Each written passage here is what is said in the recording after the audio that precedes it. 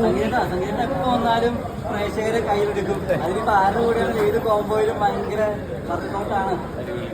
എങ്ങനെയുണ്ട് അതിപ്പോ ഓരോ റിവ്യൂ ഒക്കെ വരുമ്പോ അത് അങ്ങനെ പറയുമ്പോ ഭയങ്കര സന്തോഷം. ഞാൻ ഇന്റർവെല്ലിന് ടെൻഷൻ അടിച്ചെടുത്ത് നോക്കിയപ്പോ തന്നെ അത് കണ്ടു. അപ്പൊ ഭയങ്കര ഞാൻ നേരത്തെ പടം അഭിനയിച്ചൊക്കെ തുടങ്ങിയപ്പോ ഞാൻ തന്നെ പ്ലാൻ ചെയ്തിരുന്നു.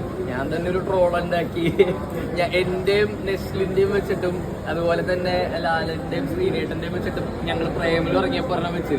അപ്പൊ ഞാൻ തന്നെ വിചാരിച്ചു ഇത് രണ്ടും കൂടെ ഉണ്ടാക്കിയിട്ടൊരു ട്രോൾ ഉണ്ടാക്കാന്നുള്ളത്. ഞാൻ നോക്കുമ്പോ ഇന്റർവെല്ലിൽ അത് ഒറിജിനലി വേറെ ആരോ ഇട്ടുണ്ട്. അപ്പൊ അതൊക്കെ കാണുമ്പോൾ ഭയങ്കര സന്തോഷം. ഇന്റർവെല്ലിനൊക്കെ ഭയങ്കര ഓരോ സിനിമ ചെറിയ കോമഡികൾ വരെ ഭയങ്കരമായിട്ട് പ്രേക്ഷകരെ ഏറ്റിട്ട് ഭയങ്കരമായിട്ട് എൻജോയ് ചെയ്യുന്നത് കാണുമ്പോൾ അല്ല ലാലറ്റിനൊപ്പം എല്ലാ കോമ്പോയും വർക്കാവും. ഭയങ്കര അടിപൊളി. എനിക്കും ഭയങ്കര സന്തോഷം.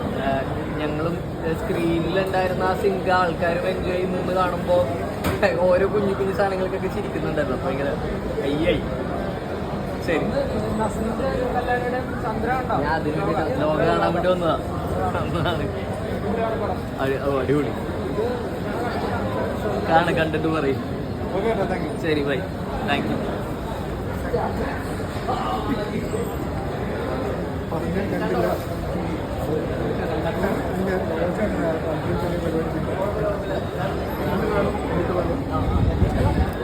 കണ്ടില്ല അവിടെ കണ്ടില്ല.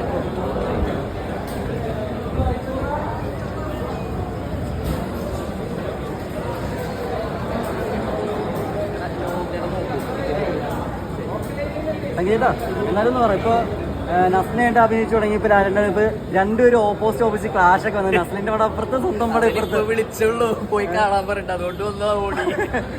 അപ്പൊ നസ്ലിനോട് തിരിച്ചു പറഞ്ഞു ഹൃദയപൂർവ്വം പോയി കാണാൻ. പിന്നെ അതും അങ്ങോട്ടും ഇങ്ങോട്ടും വഴക്കിട്ട് വെച്ചുള്ളൂ പോയി കണ്ടാ പറഞ്ഞിട്ട്. ഞാൻ പിന്നെ അവിടെ ആയിരുന്നു. അപ്പൊ കവിതയില കണ്ട ഇപ്പൊ ലോകാണ് വേണ്ടി. പിന്നെ ചമ്മനും ഒക്കെ നമ്മുടെ ഭയങ്കര ക്ലോസ് ആയിട്ടുള്ള ആൾക്കാരാണ്.